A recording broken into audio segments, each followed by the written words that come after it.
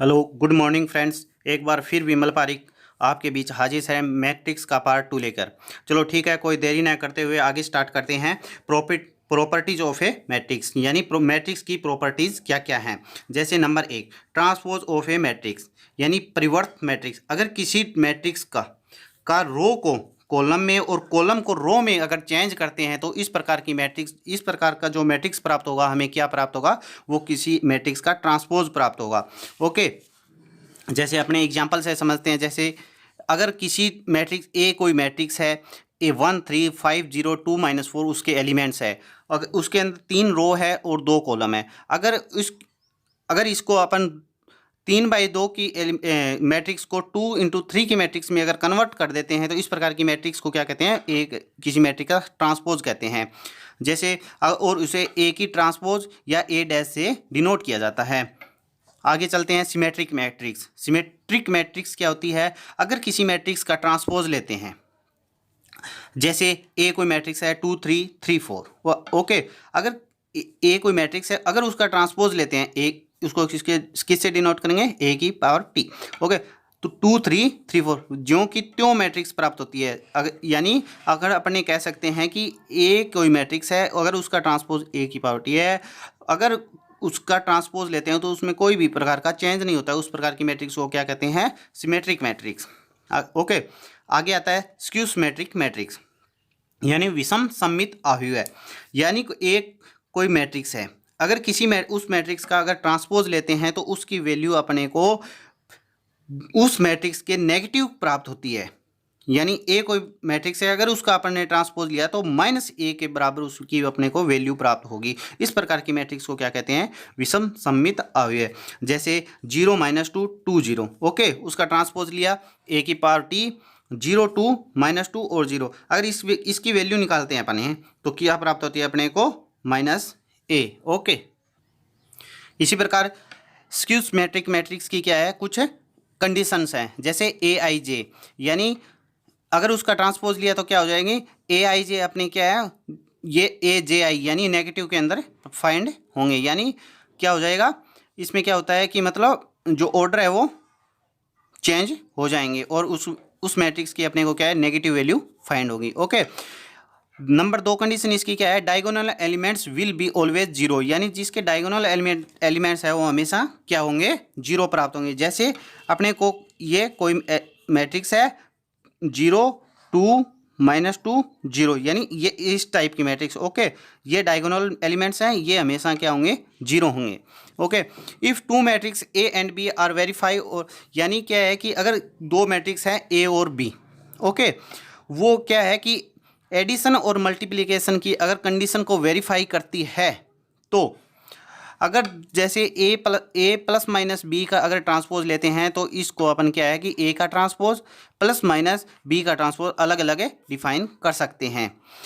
यानी एडिशन और मल्टीप्लिकेशन की जो कंडीशंस है वो आगे आगे आपको 3.2 एक्सरसाइज में मैं बताऊंगा। ओके, इसी प्रकार के ए का ट्रांसपोज यानी के कोई एक एदिश वेक्टर है, एदिश वेक्टर यानी कोई कांस्टेंट है, अगर उसको अपने अलग से निकाल कर किसी मैट्रिक्स का ट्रांसपोज लेकर और उसके साथ मल्टीप्लाई करते हैं तो वैल्यू के अंदर कोई भी डिफरेंस नहीं आता है।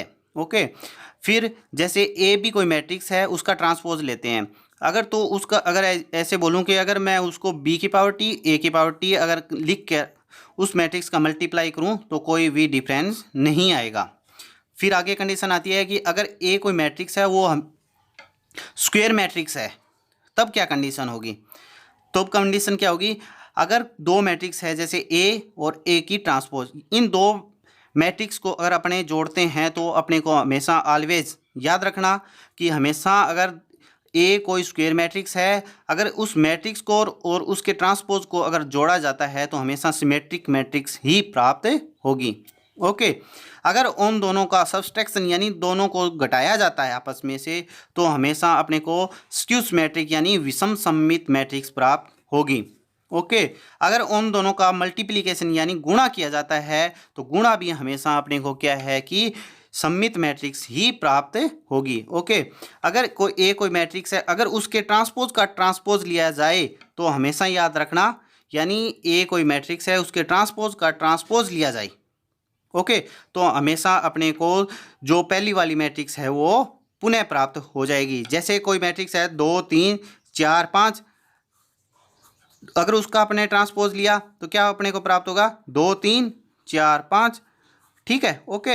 अगर फिर मैं इसका ट्रांसपोज लेता हूं तो क्या प्राप्त हो गया अपने को, 2 4 2 4 3 5। ओके, ये ए है, ये ए की पावर टी है, ये ए की पावर टी की टी है। ओके, तो इसमें और इसमें कोई भी डिफरेंस नहीं है, ये सेम मैट्रिक्स है। ओके, इस प्रकार कह सकते हैं कि ए कोई मैट्रिक्स है, उसका ट्रांसपोज लेते हैं, अगर उसका ट्रांसपोज फिर पुनः लेते हैं तो अपने को पहली वाली मैट्रिक्स प्राप्त हो जाती। तो आओ अब शुरू करते हैं एक्सरसाइज 3.1। जितना मैंने अभी तक आपको बताया उस पे बेसिस है सारी एक्सरसाइज 3.1। ओके, पहला क्वेश्चन क्या है कि ए कोई मैट्रिक्स है जिसका ऑर्डर है 2 × 4, यानी 2 रोज हैं और 4 कॉलम हैं। तो अपने को बताना है कि इसमें टोटल एलिमेंट्स क्या होंगे। ओके, तो मैंने क्या बताया कि टोटल एलिमेंट्स क्या होते हैं, number of rose into number of columns, यानी इसका अपने को मल्टीप्लिकेशन कर देना है, यानी 2 × 4 = 8। तो इसके अंदर टोटल एलिमेंट्स कितने होंगे, 8। ओके, फिर 2 नंबर क्वेश्चन है कि 4 × 4 ऑर्डर की मैट्रिक्स, यानी 4 × 4 की, यानी जिसके अंदर 4 रोज होंगे, ओके, और 4 ही कॉलम होंगे। इस प्रकार की अपने को मैट्रिक्स लिखनी है, यानी जैसे 1 2 3 4 5 6 7 8 8 7 5 4 3 2 1 7। ओके, इस प्रकार की मैट्रिक्स, यानी 4 × 4, जैसे 1 2 3 4, 4 रोज 1 2 3 4, यानी 4 रोज और 4 कॉलम। ओके, तो उसका ऑर्डर क्या हो गया, 4 × 4। ओके, 3 नंबर क्वेश्चन क्या है कि दो कोई मैट्रिक्स है जो k + 4 -1 3 k - 6। ओके, इसके इक्वल दे रखी है अपने को मैट्रिक्स a -1 3 -4। तो इस प्रकार की मैट्रिक्स जिसके ऑर्डर्स हमेशा क्या हो, इक्वल हो, और अपने किसी को नॉन वेक्टर वैल्यू की वैल्यू फाइंड करनी हो तो इसमें क्या करते हैं, अपने कंपैरिजन कर देते हैं। जैसे k + 4 a, यानी a की वैल्यू फाइंड करनी है, जैसे तो अपने क्या कह सकते हैं, k + 4 = a। ओके, तो इससे क्या होता है, k - 6 = k - 6 = -4। तो -6 इधर गया, यहाँ पे लिख रहा हूँ मैं k - 6 = -4। अगर k = 6 इधर गया तो क्या हो जाएगा, प्लस केस है, तो क्या हो गया, k की वैल्यू आ गई +2। अगर k की वैल्यू +2 है तो यहाँ पे मैं रखता हूँ k की वैल्यू, यानी 2 + 4 = a, यानी तो a की वैल्यू क्या आ जाएगी, 6। ओके, आया समझ में, अच्छे से देखना। यानी अगर दो कोई मैट्रिक्स है और उनके ऑर्डर सेम है तो उनके कोरेस्पोंडेंट जो एलिमेंट्स हैं उनकी अपने क्या है, डायरेक्ट कंपैरिजन कर देते हैं, यानी संगत अवयव, यानी k + 4 = a और k - 6 = -4। ओके, 4 नंबर क्वेश्चन है 6 elements then find the order of a matrix, यानी एक कोई मैट्रिक्स है जिसके अंदर 6 एलिमेंट है। ओके, तो 6 एलिमेंट है तो उस मैट्रिक्स के अपने को क्या है, ऑर्डर डिफाइन करते हैं, ऑर्डर डिफाइन करना है। जैसे 6 एलिमेंट्स है तो मैंने आपको बताया कि number of rose into number of columns, ठीक है, इजिकल टू क्या है, 6 दे रखे हैं अपने को। यानी तो मैं आपको बताऊं कि अगर किसी मैट्रिक्स के अंदर 6 रो हो, यानी 6 रो और 1 कॉलम हो तो टोटल एलिमेंट्स कितने होंगे, 6। अगर मैं बोलूं कि ए कोई मैट्रिक्स है जिसके अंदर 1 रो है और 6 कॉलम है तो उसके एलिमेंट कितने हो गए, 6। ओके, दूसरी कंडीशन क्या आती है, अगर कोई मैट्रिक्स है जिसके अंदर 2 रो हैं 3 कॉलम हैं तो इसके अंदर टोटल एलिमेंट्स कितने आ गए, 6। दोबारा बोलूं, अगर कोई मैट्रिक्स है 3 रो हैं 2 कॉलम है तो उसके अंदर टोटल एलिमेंट्स कितने आ गए, 6। ओके, इस प्रकार से क्या कह सकते हैं अपने, 4 प्रकार के ऑर्डर होंगे, 6 × 1, 1 × 6, 2 × 3 और 3 × 2। 4 टाइप की ऑर्डर की मैट्रिक्स है अपने डिफाइन कर सकते हैं जिसके अंदर कितने टोटल एलिमेंट्स कितने हो, 6। ओके, 5 नंबर क्वेश्चन क्या है, 2 × 2 ऑर्डर की कोई मैट्रिक्स है ए।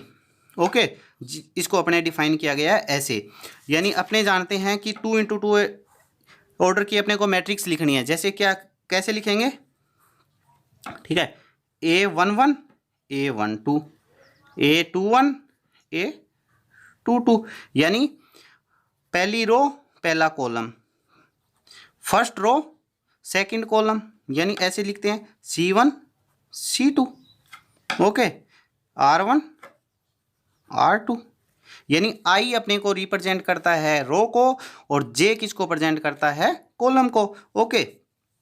तो देखो मैं वैल्यू पुट करता हूँ I और J की, यानी 1 1 आई ये अपने को दे रखा है कि ये कंडीशन लेते हुए 2 इंटू 2 इंटू क्रॉस की अपने को मैट्रिक्स फाइंड करनी है, यानी I की वैल्यू 1 रखूं और J की वैल्यू भी 1 रखूं तो क्या आएगा, 2 into 1 minus 1 upon 3 into 1 plus 1, यानी पहला एलिमेंट A11 क्या आएगा अपना 1/4। इसी प्रकार I की वैल्यू 2 यानी 2 इंटू 2 और J की वैल्यू 2, यानी क्या आ जाएगा 2 इंटू 1 माइनस 2 यानी 0, ओके। फिर यानी एक I की वैल्यू 2 और J की वैल्यू 1, ओके। तो I की वैल्यू 2 रखता हूं मैं, तो 2 इंटू 2 4 माइनस 1 यानी 3, ओके। Y 3 इंटू 2 प्लस 1 यानी 7, 3/7, ओके। आगे मैं रखता हूँ A22 यानी I की वैल्यू भी 2 और J की वैल्यू भी 2, 2 into 2 4 minus 2/2 upon 2 into 3 into 2 6 plus 2 8 यानी 2/8, ओके, 1/4। तो अपने को मैट्रिक्स क्या फाइंड होगी, 1/4 0 3/7 1/4, ओके। यानी जिसका ऑर्डर क्या है, 2 इंटू 2 का ऑर्डर है और कंडीशन ये रखिए 2I minus J upon 3I plus J, यानी A11 A12 A21 A22, okay. I की और J की वैल्यू अपने को पुट करते जाना है और ये वैल्यूज अपने को फाइंड होती जाएगी। इस प्रकार से इसके अंदर 2 एग्जाम्पल्स और हैं, वो खुद निकालना। अगर कोई प्रकार की डाउट हो तो वो कमेंट बॉक्स में लिखना, मैं आपको बता दूंगा, ओके। इसी प्रकार क्वेश्चन नंबर 6 है, यानी 2 इंटू 3 की अपने को कोई मैट्रिक्स निकालनी है, ओके। और इसके अंदर अपने को कंडीशन दे रखी है 1/2, ये ध्यान रखना, मोड 2I माइनस 3J, यानी 2 इंटू 3 की, यानी जिसके अंदर रो कितनी है 2 और कॉलम कितने हैं 3, ओके। तो जैसे मैं लिखता हूं C1 C2 C3, यानी A11 A12 A13, ओके। आगे लिखता हूं A21 A22 A23, ओके। इस प्रकार की मैट्रिक्स अपने को डिफाइन करनी है जिसके अंदर 2 रो है और 3 कॉलम्स हैं, ओके। अब यहाँ पे अपने को I और J की वैल्यू पुट करते जाने हैं, ये ध्यान रखने, यानी मोड, अगर इसके अंदर कोई भी नेगेटिव वैल्यू आती है, इसके अंदर कोई भी नेगेटिव वैल्यू आएगी तो वो किस में कन्वर्ट हो जाएगी, पॉजिटिव। अगर मोड से कोई भी नेगेटिव वैल्यू बाहर निकलती है तो वो किस में कन्वर्ट हो जाती है, पॉजिटिव में कन्वर्ट हो जाती है। सेम है, 5 6 नंबर क्वेश्चन सेम है, ओके। फिर आगे चलते हैं अपने 7 number question, okay. 7 number question वो का वही है जो मैंने पहले बताया था आपको, यानी 2 मैट्रिक्स है A plus B 2 7 AB minus 3 4, इसका दे रखा है आपने 6 2 3 7 8 माइनस 3 4, यानी 2 मैट्रिक्स हैं, उनकी कोरेस्पॉन्डिंग इक्वल मैट्रिक्स हैं, उनकी वैल्यू क्या है अपने को, अपने इसमें क्या करेंगे, कोरेस्पॉन्डिंग एलिमेंट्स होते हैं उनकी क्या कर लेंगे, अपने कंपैरिजन कर लेंगे। जैसे A प्लस बी, यानी A plus B is equal to क्या आ जाएगी 6, और यहाँ पे क्या है AB, यहाँ पे क्या है 8, ओके, यानी AB is equal to 8, okay. तो इस प्रकार अपने क्या कह सकते हैं, तो AB का जोड़ 6 और गुणा हमेशा 8 हो, तो इस प्रकार से क्या क्या कह सकते हैं, तो यानी अगर मैं इसको लिखूं 2 प्लस 4 इज इक्वल टू 6 या 4 plus 2 is equal to 6, okay. तो यहाँ पे मैं लिखूं 2 into 4 2 into 4 is equal to 8, 4 into 2 is equal to 8, okay, यानी ए की वैल्यू या तो 2 होगी या 4 होगी। ओके, बी की वैल्यू भी या तो 4 हो, जब ए की वैल्यू 2 होगी तो बी की वैल्यू 4 होगी, अगर ए की वैल्यू 4 होगी तो बी की वैल्यू क्या होगी, 2 होगी। ओके, तो इस प्रकार से क्या है, ए और बी के 2 मान होंगे, यानी ए की वैल्यू जब 2 है तो बी की वैल्यू 4 है, जब ए की वैल्यू 4 है तो बी की वैल्यू 2 है। ओके, इस प्रकार से क्वेश्चन नंबर 8। ओके, 2 मैट्रिक्स दे रखी है अपने को और अपने इसमें क्या है, 4 टाइप के वेरिएबल दे रखे हैं, यानी एक्स वाई जेड और पी। इसकी वैल्यू पुट करनी है, वैल्यू निकालनी है। ओके, तो मैं इसको बोलूं A11, ये A12, ये A21, ये 2 ओके, ये क्या हो गया, 4 क्या हो जाएगा, A11, ये A12, ये 21, ये 2 ठीक है। इसकी अपने क्या करते हैं, कोरेस्पॉन्डिंग एलिमेंट्स, यानी इसमें A11 और इसका A11, इसकी क्या है, कंपैरिजन करते हैं। यानी अगर मैं लिखूं कि 2x इज इक्वल टू 4, यानी तो x की वैल्यू कितने आ गई अपने, 2। ओके, अगर मैं अब लिखूं 3x plus 5, 3x plus Y is equal to 5। Okay, तो x की वैल्यू क्या है अपने पास, 2, तो 3 into 2 plus Y is equal to 5, तो y की वैल्यू क्या आ जाएगी, -1। ओके, अब अगर यहाँ पे लिखूं -x plus Z is equal to -4, X की वैल्यू क्या है, -2, -2 plus Z is equal to -4, ये -2 इधर जाएगा तो क्या हो जाएगा, प्लस का 2, तो जेड की वैल्यू क्या हो जाएगी, -2। ठीक है, इसी प्रकार 3y -2p is equal to क्या है, -3। ठीक है, तो y की वैल्यू क्या है, -1, 3 into -1 -2p is equal to -3, ये माइनस का 3 इधर जाएगा तो p की वैल्यू क्या आ जाएगी, 0। ओके, इसी प्रकार क्या है कि एक्सरसाइज 3.1 के अंदर 9 नंबर क्वेश्चन है, वो same to same 8 number question जैसा है। ओके, वो अपने आप निकालना। अगर कोई भी प्रकार की दिक्कत हो तो कमेंट बॉक्स में, अपने कोई भी प्रकार का डाउट हो तो कमेंट बॉक्स में लिखना प्लीज़। मेरे चैनल को विमल पारिक नाम का कोई चैनल है, उसको लाइक करना, शेयर करना, सब्सक्राइब करना। Thank you.